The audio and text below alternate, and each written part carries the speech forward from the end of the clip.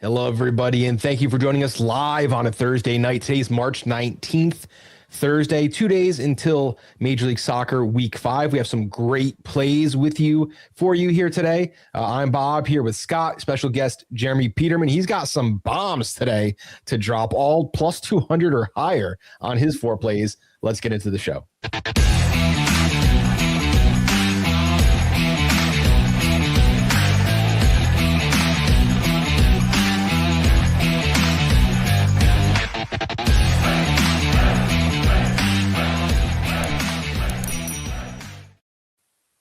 All right, let's get ready to go. It is March 19th, week 5. Major League Soccer is upon us. And looking over the docs, I have a normal week, 6 plays and a little prop.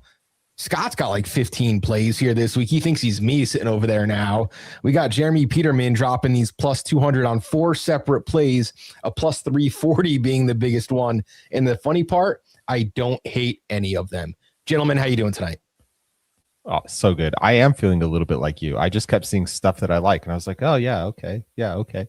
I looked up at one point, and I had I was already at 6, I think, and I hadn't even hit the back half of the game. That's me when I open the sportsbook for the first time. It's like, oh, what's that Family Guy thing? Ooh, a piece of candy. Ooh, a piece of candy. Ooh, a piece of candy. And all of a sudden, I have 15 plays on my sports card. Jeremy, how you doing today?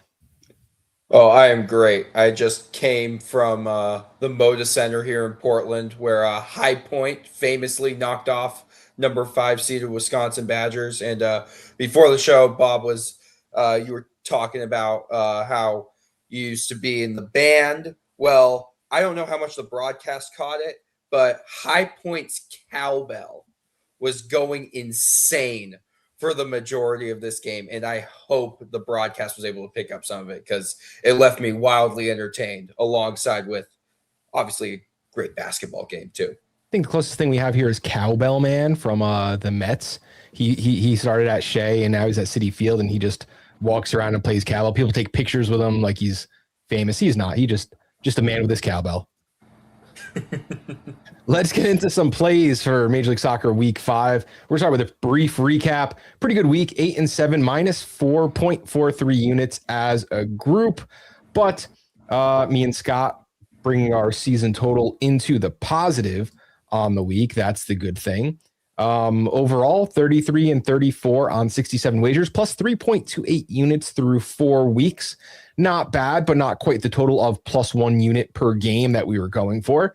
So let's get into it. Let's get into week 5, and we're going to start there with the Toronto FC. They are hosting the Columbus Crew.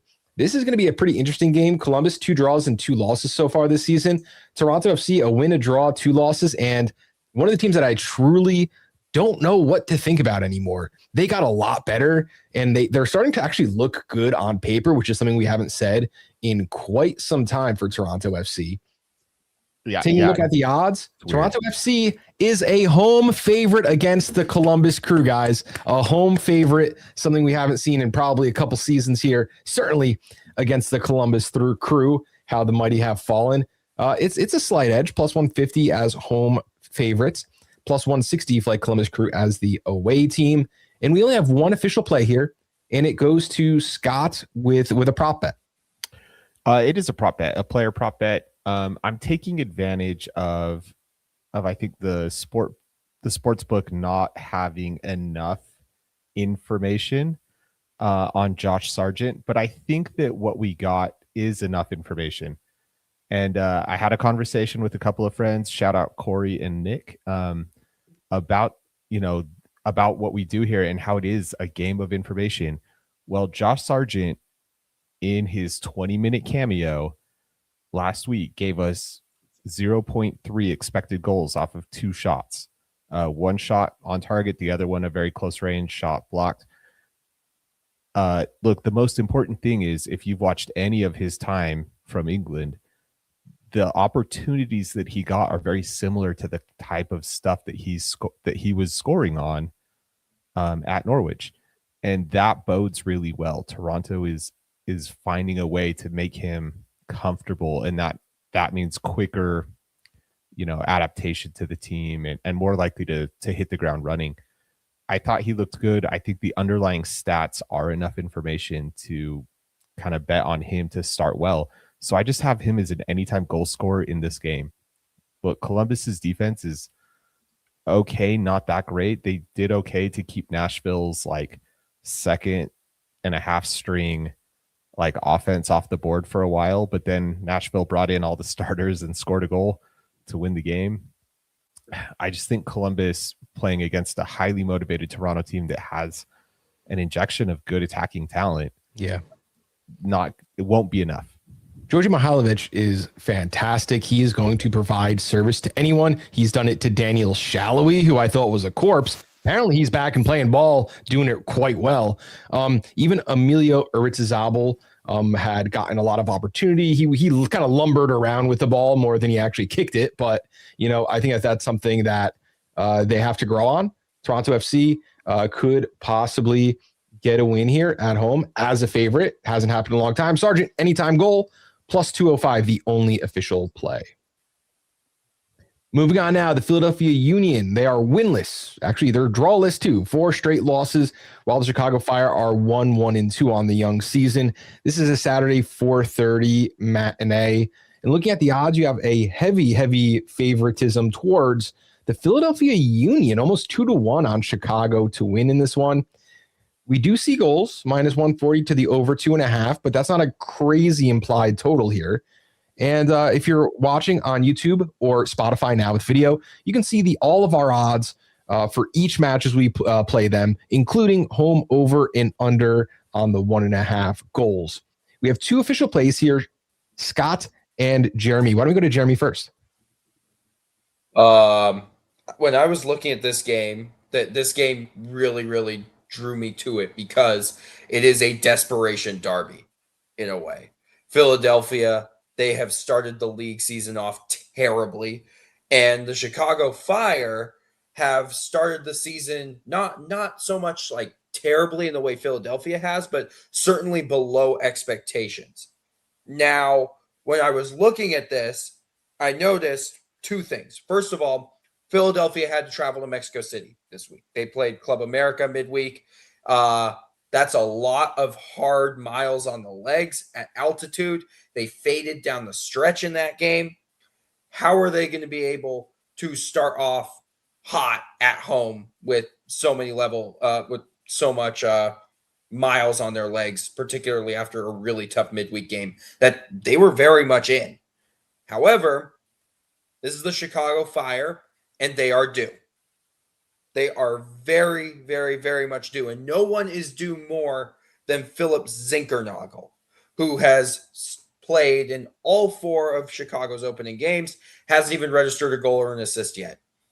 This seems more like a Chicago get-right game than a Philadelphia get-right game.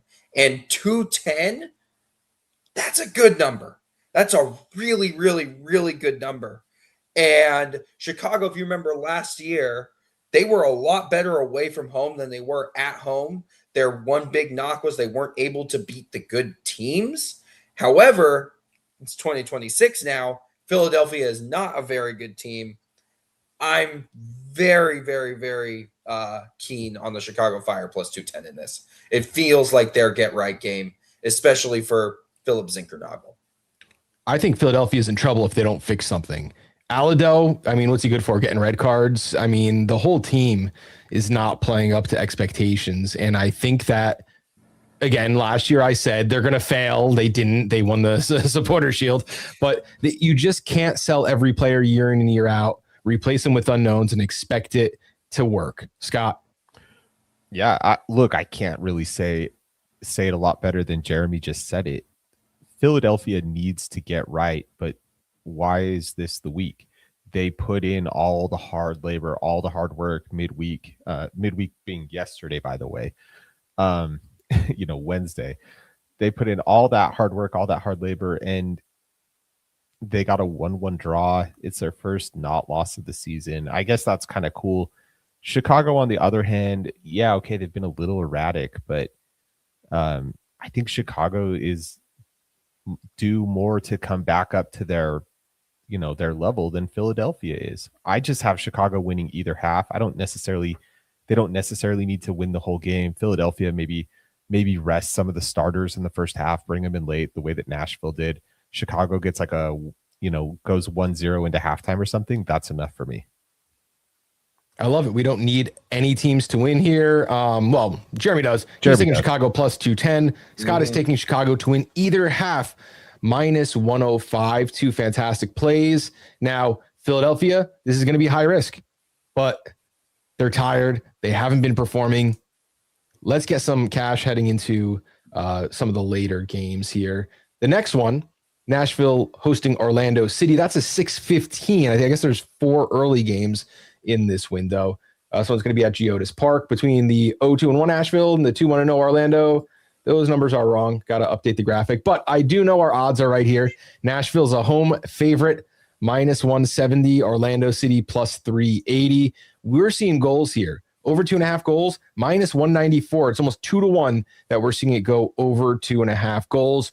Many of those goals seem to be hinted at as being on the Nashville SC side. However, CONCACAF Champions Cup, Nashville just beat Miami 1-1 in aggregate because they had the one away goal. They move on and might be in a little good spirits here, but they're going to be top. Scott, you have the official play. I have the official play. The stuff we just talked about with the Champions Cup, yes, this applies to Nashville. They played midweek. They put in effort against Miami. The difference is that what Nashville did last week against Columbus, I don't think they can repeat that against Orlando. Orlando is like an all gas, no breaks offensive team. Their defense is terrible, so Orlando can't rely on that defense. They are going to have to push numbers forward. They're getting their little new manager bump with Oscar Pareja out. And so Nashville, I think, has to approach this game in a much more traditional way. They can't just be like, oh, well, we'll sit everybody and hope that we can keep it 0-0 late. Yeah. At home, absolutely not. And so I think Nashville needs like at least 2 goals in this game in order to get a result at all. I think Orlando is most likely going to get a goal at some point. Their offense is still really capable of playing some incredible, intricate, beautiful goal-scoring soccer. The defense will just let them down at some point. And so I'm just like, yeah, goals. There has to be goals. Nashville has to score goals if they want to get the result out of this game, which they need to get. They should get. Orlando is prime for them to pick on. So I just took an over of 3.5. It's plus 130. This is the type of thing that should really happen. I love it. Jansen's still out for Orlando. So is Cartagena. They're going to be relying on Brecalo and Teodoro Iago, the young center back Brazilian.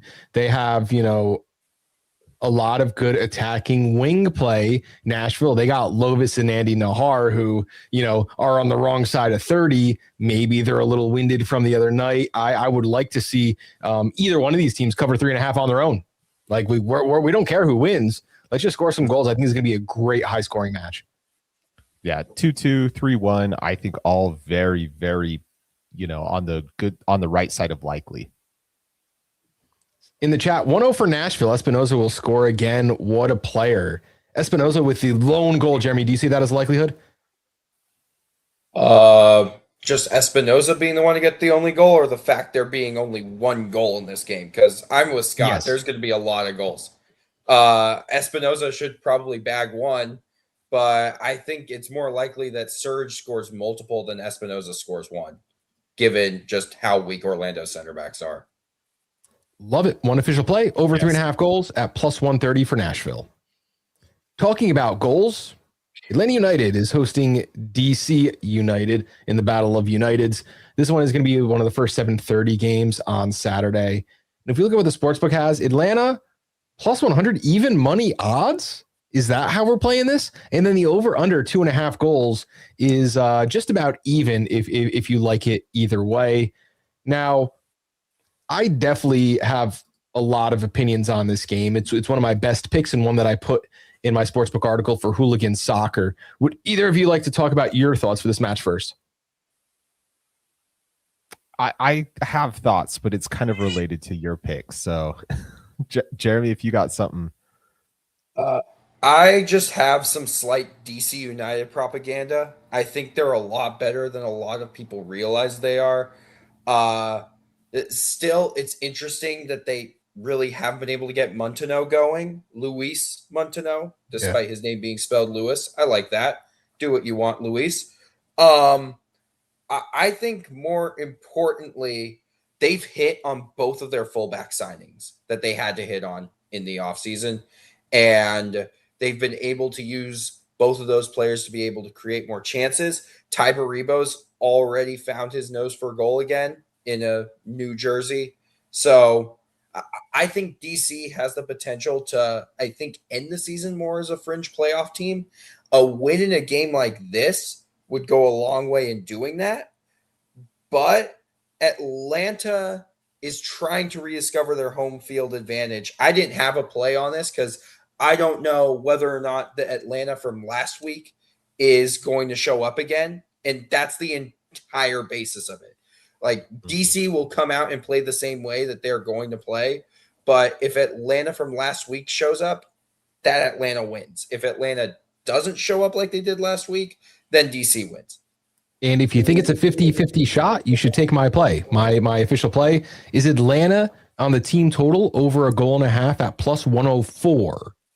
Right? Atlanta, they had an offensive explosion in their last two matches. They started with 2 straight 2-0 road losses. Then they had a 2-3 home loss and a 3-1 home win. 5 goals over 2 matches. I like to see that. Suddenly they can score again. I don't want to pick a winner because I do think that everything you said about DC United is correct. However, you know, they made some big splash signings that they haven't even really integrated yet. Like I've seen Sylvain Hefty getting starting minutes over Sean Nealis, who we thought was going to be, you know, the big name on defense there. In this match, Atlanta could exploit what I think are 2 of DC's weaknesses. The first is aerial play. I mean, you got a guy like Latte Lath who can take control of the box. And plus, if we're talking about set pieces, they have some defenders, Gregerson, who can add something there too. The second is through balls against the run of play. I think that's where DC United, any team playing like the 3-man back line, could really kind of get hit. I think Almiron and Moranchuk have a really good chance at finding the goal in one of those plays.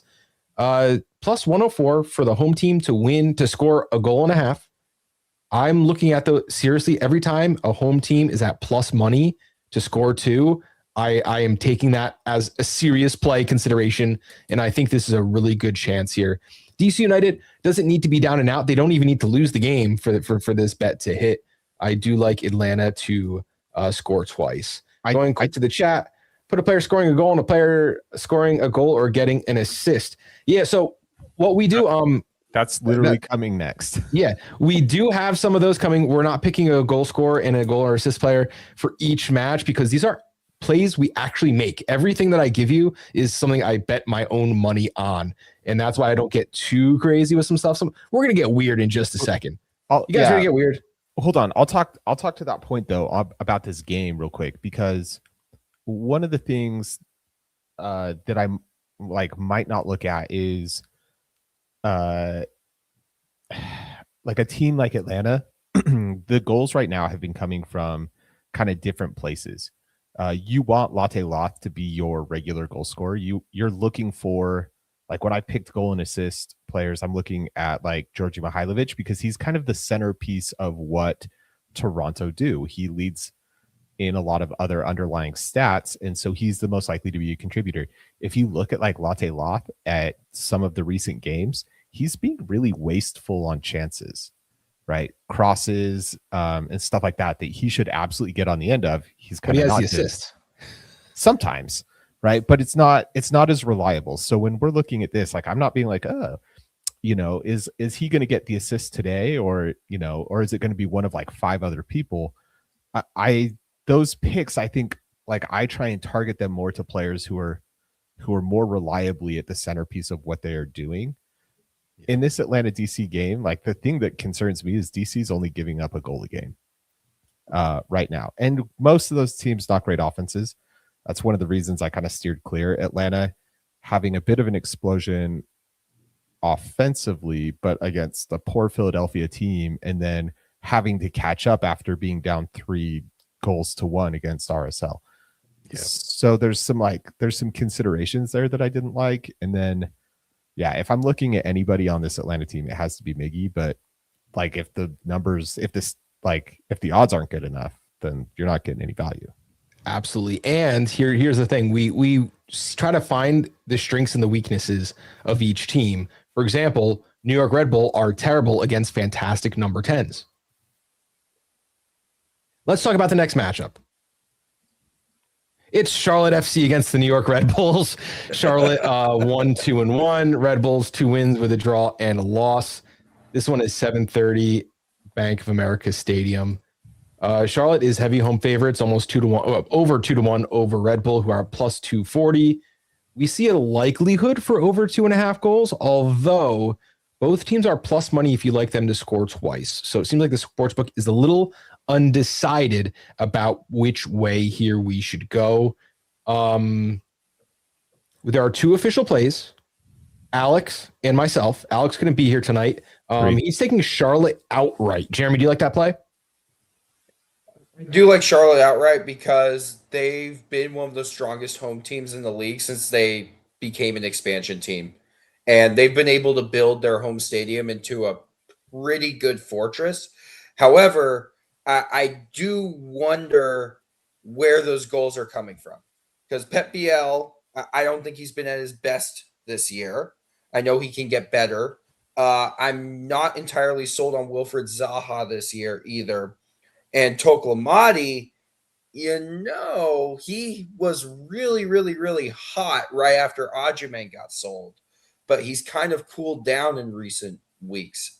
And especially given the way that their attacking form sort of nosedived towards the end of last year, it looks like that's kind of carried in. They don't create as much as they probably should, given the talent that's on that team. But also, I feel like if they score a goal, they should be good value for a win. And the Red Bulls, they're a very young team. And this is a big prove-it game for a lot of those young players that they've had that are really lifting them higher than I thought that they would be at the start of this season. So it depends on whether or not New York's young players are going to be able to adapt to this very difficult environment, because they should be seeing a lot of the ball. Charlotte doesn't really like to use the ball a lot. So, yeah, I think this favors Charlotte, but I'm not confident enough to say that the Red Bulls aren't going to be good enough to get the win here. So I didn't have a play here. So I have an official play. It's a quarter unit play. This is like a really, really sneaky prop. Red Bull are going to be without Dylan Nealis again, who is expected to eat a lot of minutes at center back, and without Justin Che, who's been fantastic. He's been lights out so far this season. Had a great clearance off the line, little head back flick over the bar, and I think the second week. Now, that leaves Volader and Tim Parker as the center backs. These are not fast players, not particularly agile. And then as the fullbacks, you have Marshall Ruddy and Mark Dos Santos. Quickness, a little bit of immaturity there. So my play here is a penalty at plus 180. Now, a penalty can happen anyway. It doesn't need to be one of those guys, but Mark Dos Santos, a little young, catching a guy on the jersey from behind. Maybe Wilfred Zaha, who can't find his feet, skating around in the box. I'm not sure this Red Bull is going to keep Charlotte on the attack from dancing around the box as they choose. And when that happens, skillful players, get hit in the ankles and go down. We know Charlotte likes to go down. So I'm taking a penalty at plus 180. It could be either team. I expect it to be Charlotte. I don't hate that. And I think how I've approached this game is similar. There's some immaturity in that New York Red Bull team. They're learning, they're growing. It's very exciting. But it's that thing that you said right before we started this segment. They struggle a little bit with the experienced and high quality number 10s. When veteran players who have the ability to dictate the game are on the field, the Red Bulls kind of are struggling to adapt to that kind of thing. So I picked Pep Biel to have a goal or assist. He's the leading goal scorer for Charlotte. He leads in expected goals. He leads in expected goals on target. He doesn't lead in expected assists, but he does lead in chances created. So That's why I threw in goal or assist instead of just anytime goal score. But like that's plus money. That's a plus money play for the impact player that is leading a lot of statistics for Charlotte. 3 official plays, a quarter unit on a penalty at plus 180. Beal goal or assist plus 110. I love that play, man. We called it on Mihailovic last week, and we're calling it with Beal again this week. And Charlotte plus 105. Jeremy with no official play. Now let's head down to the Copa Tejas. Dallas, 1 win, 2 draws, 1 loss. Houston, 2 wins and 1 loss. They did sit out a game, that New England game with some weather. This one is Toyota Stadium at 8:30. The odds are kind of what you'd throw out in a formula on a sports book when you have no idea who's going to win this one. 110 for the home, 210 for the away team. We expect a small over on 2.5, maybe 3 goals in this one. We do have 2 official plays, myself and Alex. Alex can't be here. Any thoughts on this one, Jeremy?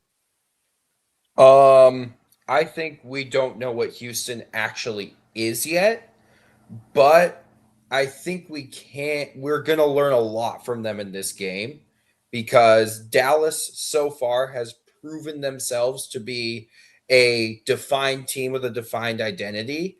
And Houston spent, you can't learn anything from a game with 2 red cards. You can't learn anything from the season opening game against the Chicago Fire. You can learn some things like that Guilherme might be better than I thought. But you especially can't really learn anything from last weekend's game against the Portland Timbers. And we'll touch more on that later. But yeah, I think this is a big prove-it game for Houston because last year was very, very disappointing for them. They did a lot of work to this roster in the offseason. And Dallas knows who they are. They know what they want to be. And I honestly just don't have a good read on what's going to happen in this game. So, yeah.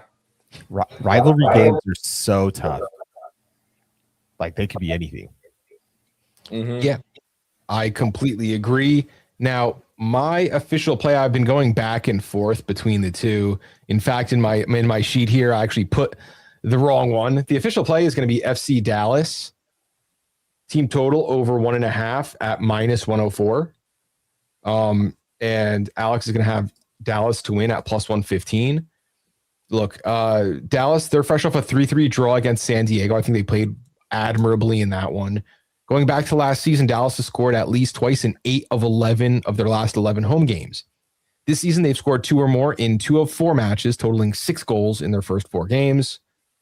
Look, Houston is much improved. They did allow their opponents to score twice in 2 of their 3 matches this season. They did miss week 3 and had extra time to prep for last week. Still fought to the death in the 105th minute for their winning goal. FC Dallas is going to be without Osaz Uragade, which I think pushes the goal total a little higher for their shutdown center back. And that isn't against Dallas. I mean, both teams get the bump on that, right? If Houston comes out early and scores, Dallas feels a little more pressure, maybe gets a goal before the half. Minus 104, that's good money for a team total at home. Again, I mentioned that.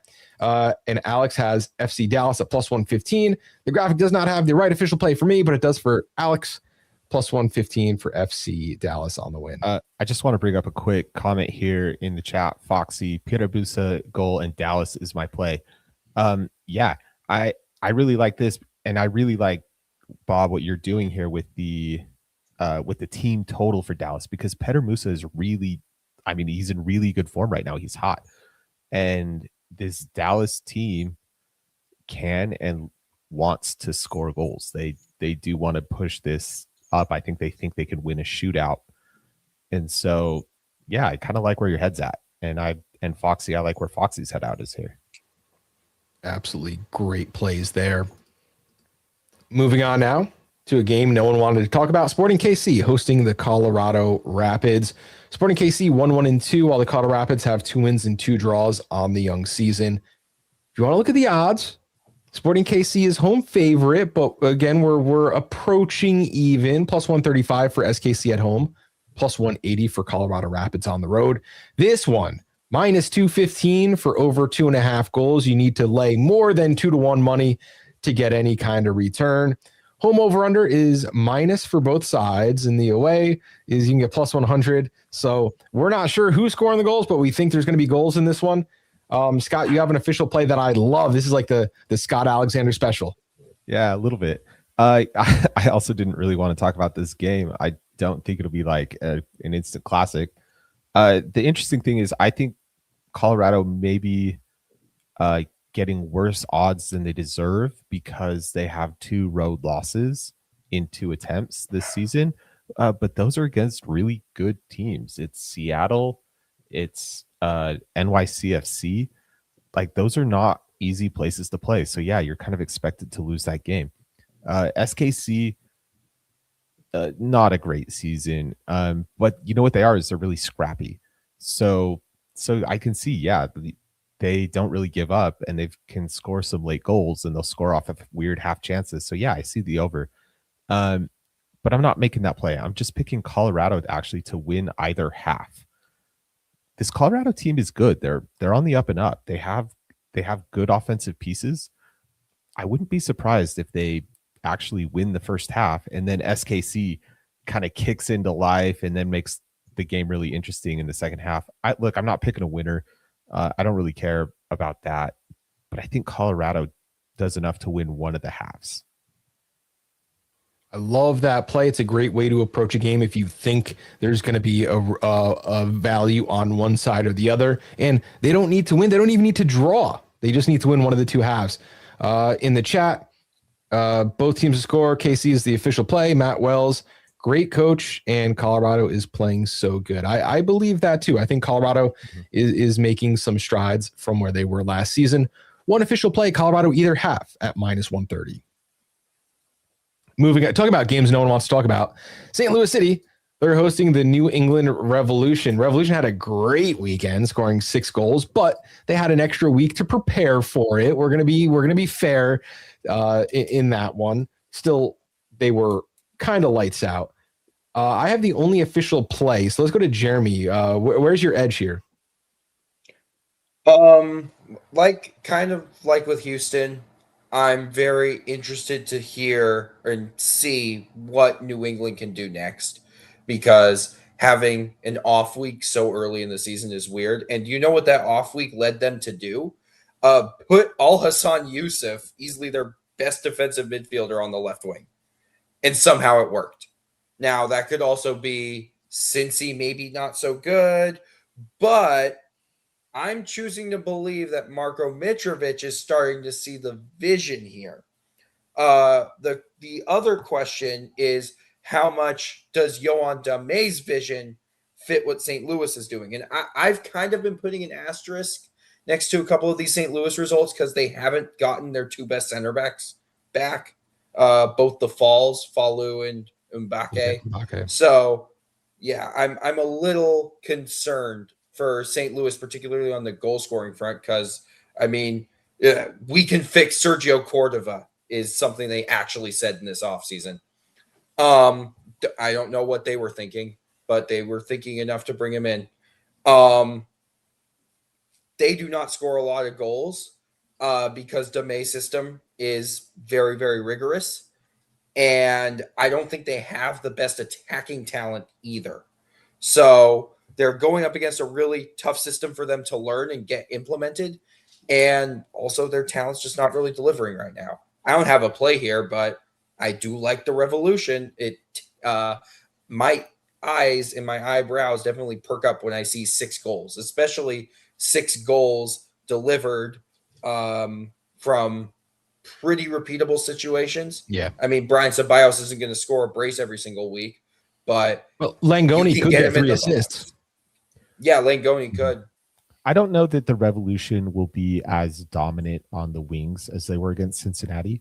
I think that was the problem. Cincinnati could not get pressure on the ball on the wings, and then they got beat to everything in the middle. St. Louis, I think, cannot possibly be that bad, but that doesn't mean they're going to win this game, right? Like, they just might not give up 6. Yeah, but St. Louis City's going to line up a lot how FC Cincinnati did in that matchup. And I think that there is going to be some place, like Wallum, for example. He's the fullback right back, whatever, right midfielder. He has no interest in going back to defend on the ball. And I think that when we look at these numbers, they just don't make sense to me. St. Louis City minus 120. What have they done to be home favorites in any situation? Right? Not minus money home favorites. Definitely not. Their offense is very high volume, low XG. Now, the Revolution, they were 5-5-7 in road games in 2025. They played better there than at home. 5-5-7. That means they got 10 results and 7 losses. Okay, well, what is the double chance? It's the Revs or draw minus 125. Damn near even money. You're going to get 80 cents on the dollar for Revs to do something that they're probably going to do more than half the time this season against one of the weakest opponents in the worst spots they're going to find. Their only previous meeting between St. Louis and New England Revolution was a 2-2 draw in September of 2024. Guess what? That's a win or a draw for the Revs. You know, Revs, they've improved since 2025, more than I could probably say for St. Louis City. We haven't mentioned Dor Turgeman yet, who is much better than Leonardo Campana. And what's the best availability, Scott? Availability. Yeah, he's on the field. That's always going to help out. 3 assists from Luca Langoni last week. I think a goal and an assist from Turgeman. I think the writing's on the wall in this one. The Revolution are better on paper, and they kind of have the wind to their back. I think they have to be a little excited about that Cincinnati loss. They haven't played midweek. Now, their bye week was 2 weeks ago, but hey, maybe you're still a little fresh from that moral victory. Minus 125 for a Revs win or draw on a Western Conference team that they're playing against. Sign me up for that. That seems like a good bet for me. Moving on now, Austin FC, they have the hosting duties against LAFC this weekend. Another team who's been in CONCACAF Champions Cup LAFC, but it has not affected their play yet in Major League Soccer. What you would expect, LAFC plus 105. They are the home road favorites. They are the road favorites. Austin FC plus 250. They're the road dogs on this one. The total, it's just about even for over or under 2.5 goals. So it seems like Vegas can't really decide if it's going to be a higher or lower scoring game. But Scott, you think you know which way this is going to go? Yeah, I understand Vegas's thing. LAFC's success is predicated on an absolutely shutout defense. But the interesting thing about LAFC in MLS play, they're scoring 2 goals a game. Austin FC is a reasonably good team, but they don't have that like kind of shutout defense. And LAFC is finding goals all over the field right now. And we haven't even seen, like Denny Bouanga and Son Heung-min like hit their stride yet. When that happens, watch out. So I'm taking LAFC. I think they are probably going to win this game. But I'm just taking an LAFC team total here, over 1.5 goals. So 2 goals from LAFC. And then whatever happens, happens. I give out special awards every preseason, and Austin got the Kool-Aid Award for the team that is, most high on their own supply. I just don't think they're very good, to be honest. And they've had 2 road games, 2 road losses. They do play a little bit better at home. It's LAFC. I mean, can LAFC roll most teams that they play? Yeah. Is it going to take a full 90 minutes from all their stars? Probably not.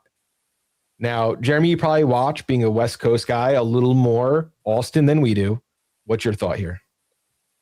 I may watch more Austin. I take no pleasure in doing it. Like,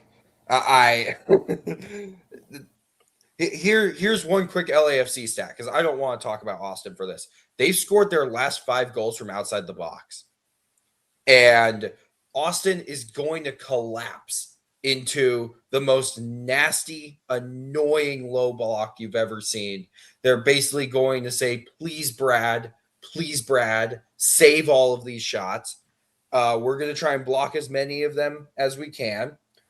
And because LAFC just has the better top-end talent, a couple of those are going to go in. Would you have thought that Matthew Chouanier was going to pop up and get the brace last weekend? I wouldn't, but they can bring him off the bench. They can use him for spot starts when Eustachio isn't available. So although LAFC's injury report is still pretty long, I don't think they have the best attacking depth available right now. That attacking depth is still healing. they are still a much better team than Austin. I think Austin has been a bit of a bogey team at home against LAFC for the past couple of years, but I'm still leaning towards LAFC, just not incredibly confident enough to say, yeah, I'm in with these guys this week because of the midweek. Weird things can happen. It's a weird league. San Diego bit me enough the last few weeks where I keep trying to pair their win with an over, and they keep getting lower and lower and lower totals. I'm staying away from LAFC for that reason. But one official play, it's good odds. LAFC team total over 1.5 at -120. Moving on now, the Vancouver Whitecaps. They are 4-0 on the season, and San Jose Earthquakes, they have 3 wins and a loss. This one is a 10:30 Saturday match. Vancouver Whitecaps, they are heavy home favorites here. San Jose plus 450 road dogs. It seems likely that we're going over 2.5 goals, and it seems likely that everyone expects that those goals to be scored by the Vancouver Whitecaps. What do you say, Jeremy? No. This is a 2-1 win by Vancouver. No, actually not. I did the draw for this one. This was the draw, right? You did. Both teams to score and under 3.5. Yes. Okay. No. The draw is later. Both teams to score under 3.5. Someone is winning this game 3-1. I mean 2-1. Shoot. It could be Vancouver or it could be San Jose. Here's why it could be San Jose. Scoring 2 goals for San Jose might be a little bit easier after Andres Kubas left Vancouver's CCL game earlier this week with an injury. Now, Vancouver got a ton of praise and plaudits last year, especially Coach Jesper Sorensen, because of how the team was seemingly able to plug and play anybody, except for Andres Kubas. He is the most important player on this Vancouver team. When he is off, they do not win. They do not look good. Look at MLS Cup. Look at the CCL final. 2 games where Kubas was subpar, and they suffered because of it.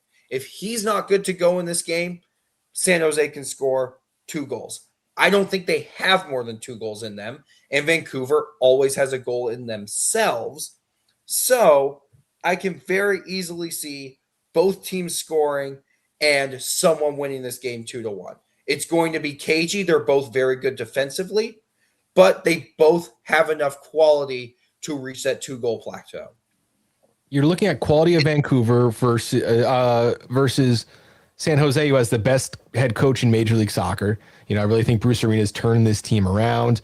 You also might get Mueller versus Timo Werner.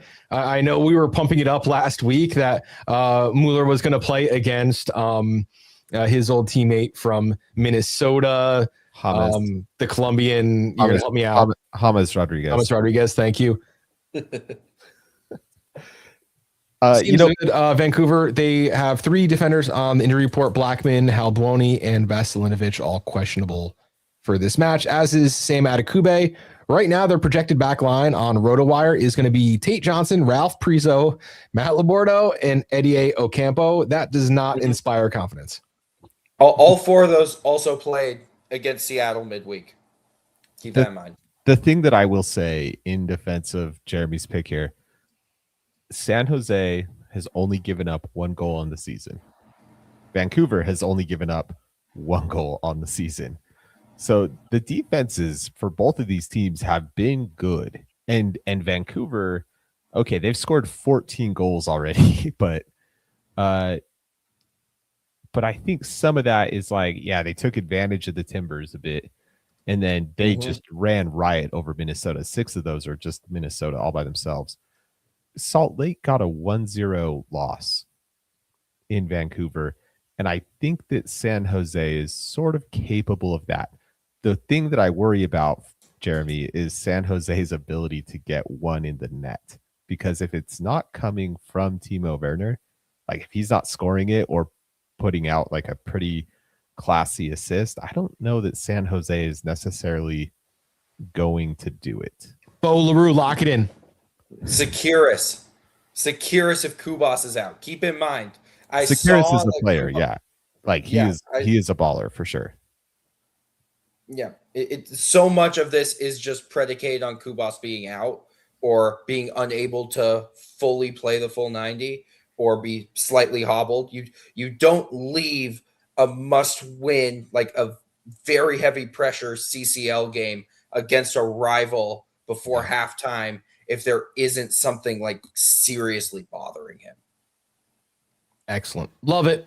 Going to be an excellent match. We will get a lot of information from this one. I think how far Bruce Arena has actually taken the Quakes.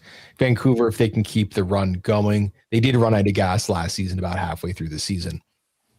Next up, FC Cincinnati. They were on the end of that 6-goal beatdown from New England earlier the week. And CF Montreal, 1 win and 3 losses. They did beat Red Bull 3-0 in that match. Looking at the odds here, you have FC Cincinnati as a heavy home favorite.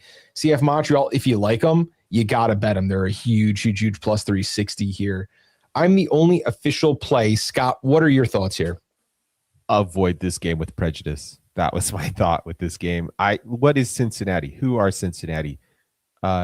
They have a lot of attacking talent and they're not really scoring goals. Evander is even healthy again and they're still not scoring goals. Didn't make a lick of difference.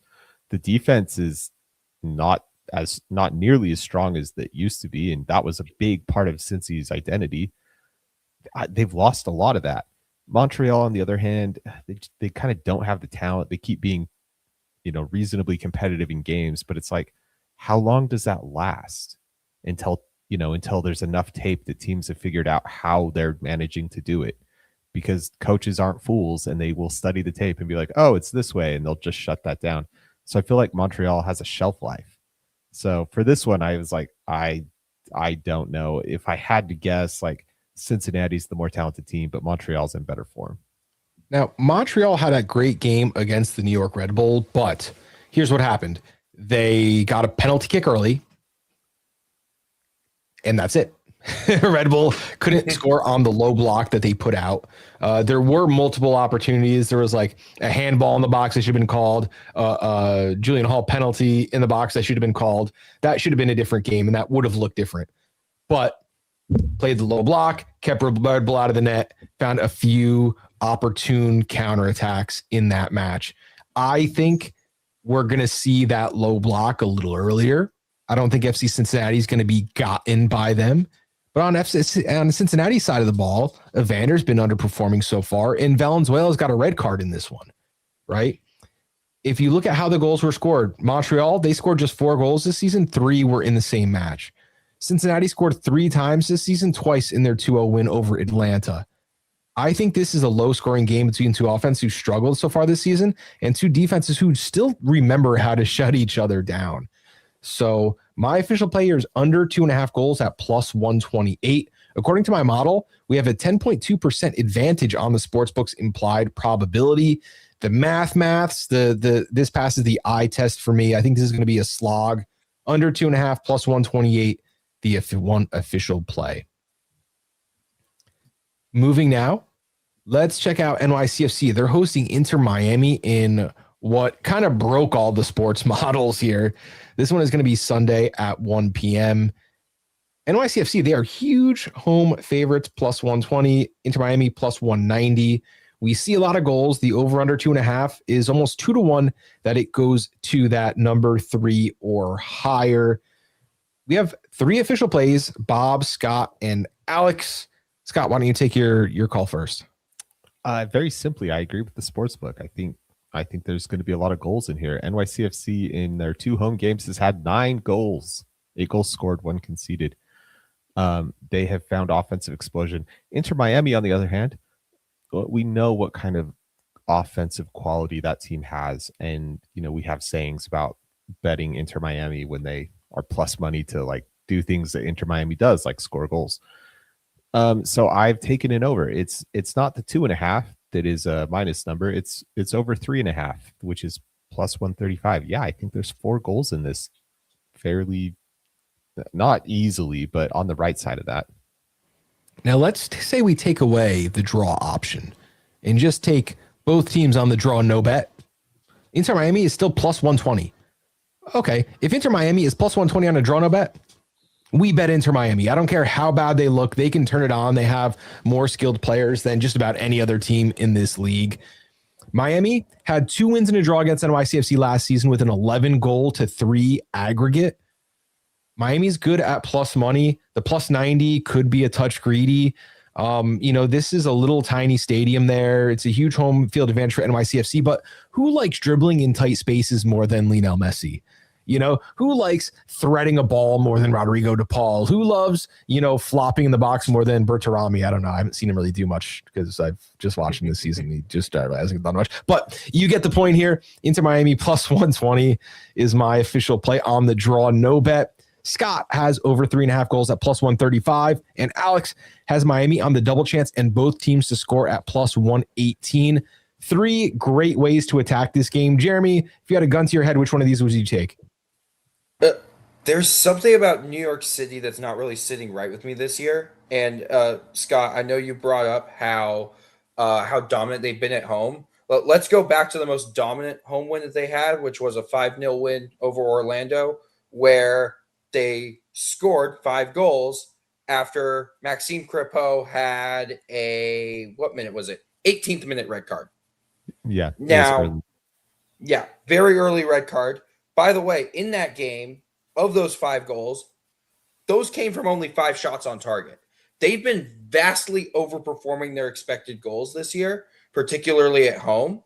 Now, they are a talented team. They have a lot of good players on this roster, but I do worry about what that says for Miami, particularly after losing their Super Bowl, because they wanted nothing more than to lift the Champions Cup this season. And with a smaller field, some issues with ball progression, I can see the goals flying. So I really like Scott's play more than anything, because New York City, they know how to use their home field better than any team knows how to use their home field in the league. And Miami is angry. They have a point to prove. Love it. Let's get some cash. All 3 of these can hit. There's nothing that is contradictory here in our plays. This is the one match we had no plays on: Minnesota versus the Seattle Sounders. Here you have Seattle Sounders as away favorites, Minnesota under. I have no idea what these teams can bring. Seattle Sounders, they're hurt. Their availability issues have been since week 1. Minnesota just hasn't looked good. We don't know what they are. James Rodriguez, okay, but get him on the field and play more than 10 minutes. I don't know. In fact, there must be some clouded mystery around this match, because one of the major sportsbooks is not even taking bets on this match, has not set lines, will not take your money. That tells me there might be something behind the scenes that we're not aware of. And this funky lineup, okay, no official plays. Minnesota United versus Seattle Sounders. We are all avoiding this with prejudice. Now, Jeremy, you know a lot about these Portland Timbers. 1 win, 3 loss on the young season. The LA Galaxy, they have 1 win, 1 draw, and 2 losses. This is a 4:45 Sunday game, so we are treated to this being a not prime time, but I guess a nationally, what would be considered nationally televised in any other sport. If we look at the home odds, you got Portland Timbers with a very slim advantage, 135 in the plus to LA Galaxy's plus 165. And we see more than double your money, 2-1, if you think that they're going over 2.5 goals. This is minus 205. Got to lay a lot of money down. The team totals are both teams are right around over under a goal and a half, just about, minus 110, minus 115 for either one. So not only does the sportsbook not really know which team is going to win, they don't know which team's going to score 2 goals either. There is 3 official plays: Alex, myself, and Jeremy. Jeremy, why don't you go first? Okay. I'm going to start with the Galaxy side of this first, because as of a couple minutes ago, they just finished the second leg of their CONCACAF tie against Mount Pleasant, a Jamaican team that they entered the second leg in Jamaica with a 3-0 lead. You know what's really funny about this 3-0 lead? You'd think that it would allow them to rest players like Joao Klaus, Gabriel Peck, maybe Maya Yoshida. But no, they went with a very, very strong starting 11, including Gabriel Peck playing the entire game. Klaus doesn't even make it an hour. That's fine. Sub him off. He shouldn't have been starting. You have a 3-0 lead and you're in Jamaica. You're fine. You're the Galaxy. Lucas Sanabria, Edwin Cirillo. That is Elijah Winder. Yes. All three of them got subbed out. I think that is LA's strongest midfield. So why is Marco Royce not being used in this game? Because they're saving him for the weekend, and he hasn't been that good this year. Fun. Royce does actually enter the game. He gets like 30 minutes of garbage time. Why did they do that? The way Vanny has been managing his roster during Champions Cup is insane to me. And particularly because so many of these players didn't even need to play. Peck could have gone in to this Portland game with a full week and a half of rest, and he chose not to. They said, no, you're playing the full 90 because LA has no one else to play on the wings. They do not. This roster build is very, very, very, very bad, particularly when it comes to finding cover for their two most important players, Peck and Paintcell, because Pooj was out for the whole season before like December even hit. We already knew that. So what I'm interested in for this game is, do all these heavy miles for the Galaxy they're going to travel over this past week, because right now this game is done. They're doing media. They're flying back to LA from Jamaica. That's not a quick flight. Then they have to fly up to Portland. They play this game on Sunday. That's a 2-day turnaround. And their most important player and best player just played the entire 90 for no reason when he didn't have to, because they don't have any cover for him. So I'm not expecting the Galaxy to be world beaters in this game. Now we get to the Portland side of it. They're not going to be world beaters either because they aren't very good. And it's a lot simpler just to say that. They do not defend as a team. If you are capable of giving up a goal from simple ball progressive passes, you're not going to be a very good team. If you're capable of giving up a goal on any ball into the box, you're not a very good team. They do not inspire any confidence defensively. They do not inspire any confidence offensively. So what do those ingredients combine to form? A disappointing draw where it's probably 1-1 or 0-0. I don't see a lot of goals in this game, but I also don't see a lot of danger from either team either. I think this is a game that's mostly just kept in the midfield with a lot of shots coming from distance. I don't know how long Peck is going to last. And a lot of LA's other options outside of Peck don't really bother me from the Portland perspective in this game. I know Klaus has been very good, but if Portland can effectively keep his contributions to a minimum, particularly in buildup, because they still really try and play through him a lot during buildup, I think it'll be fine. I think Portland will be fine, and a draw for them is fine in this game. But they also just haven't been able to make things click enough on the offensive end for me to be like, oh, okay, yeah, this is a team that could probably go out and score 2 or 3 goals against this Galaxy team.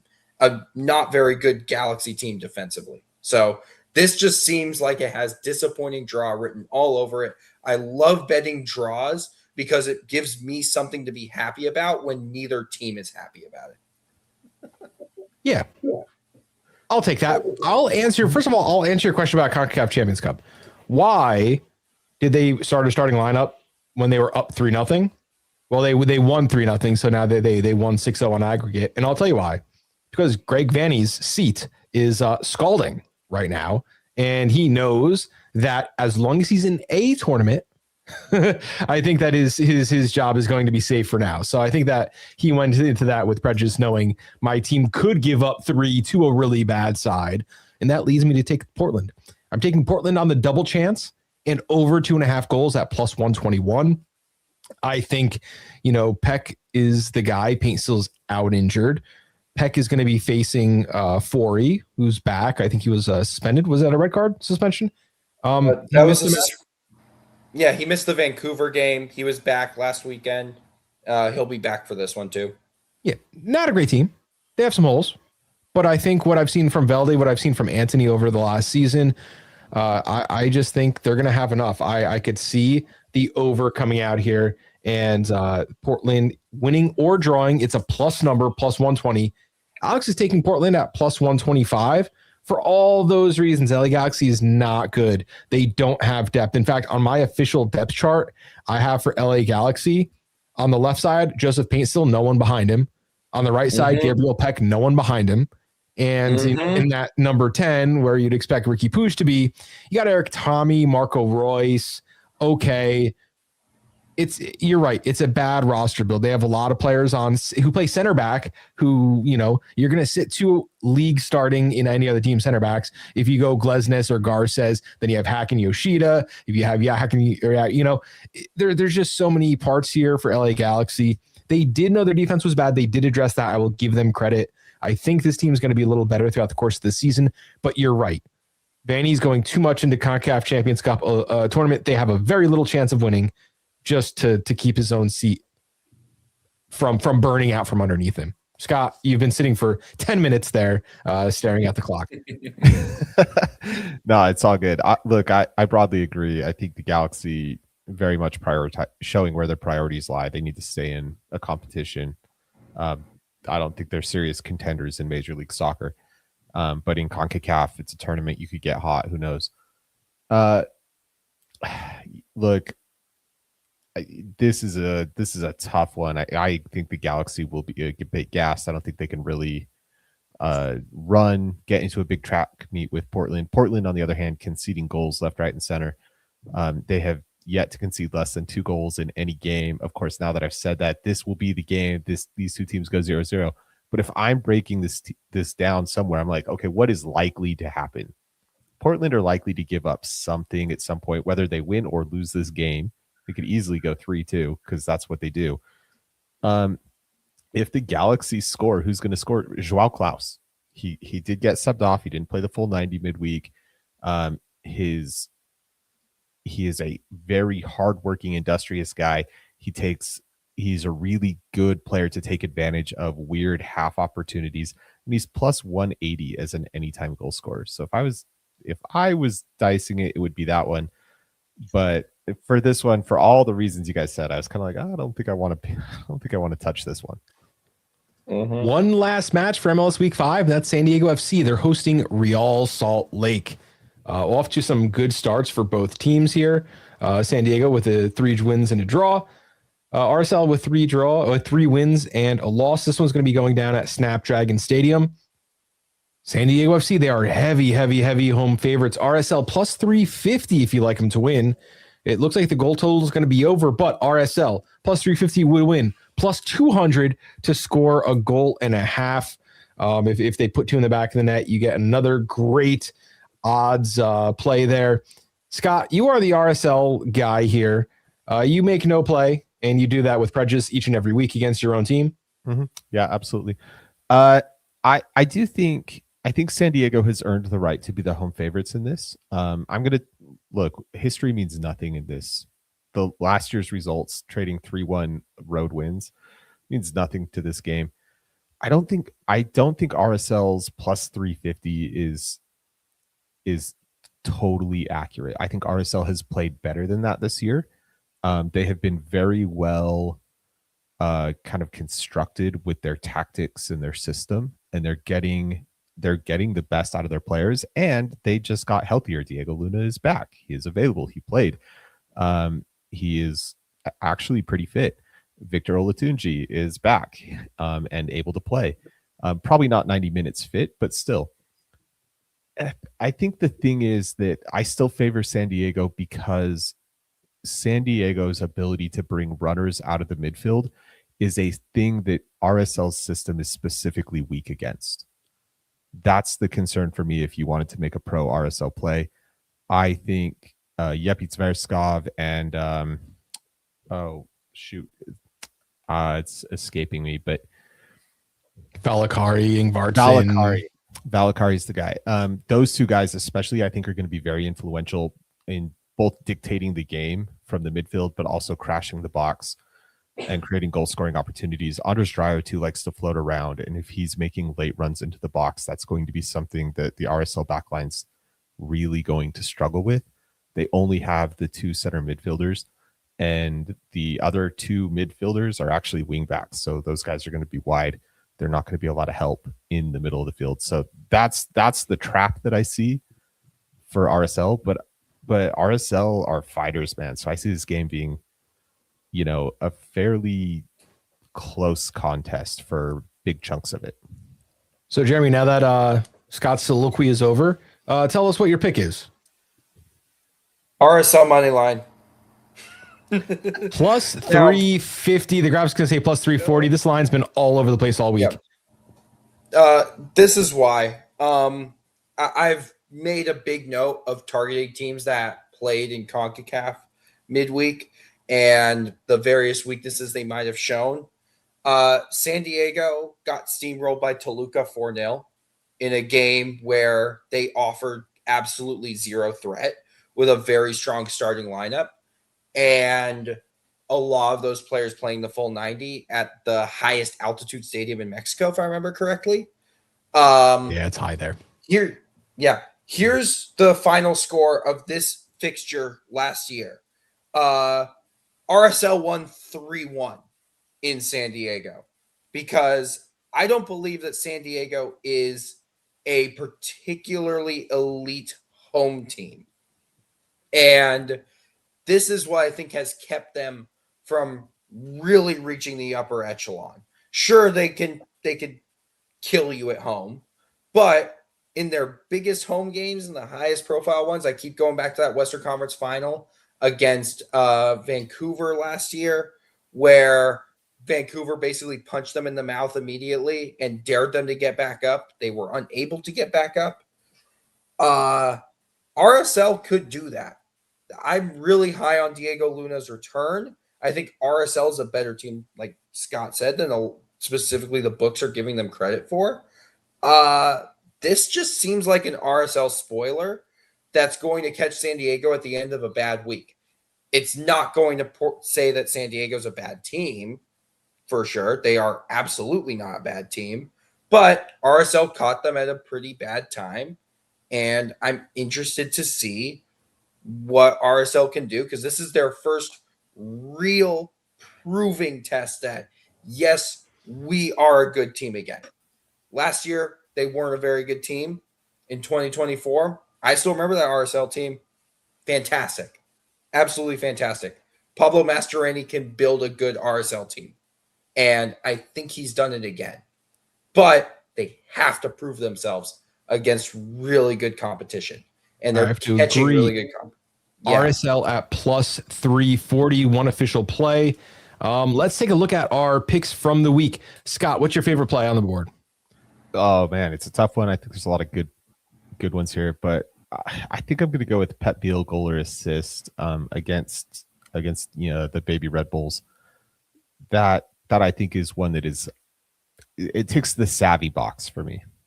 I will take the Miami Drono bet at plus 120. Anytime you can cover 2 results and get plus money on Inter Miami, we have to do it. I don't care how tired they are. We talked about this. Their second 11 is as good as many teams' first 11.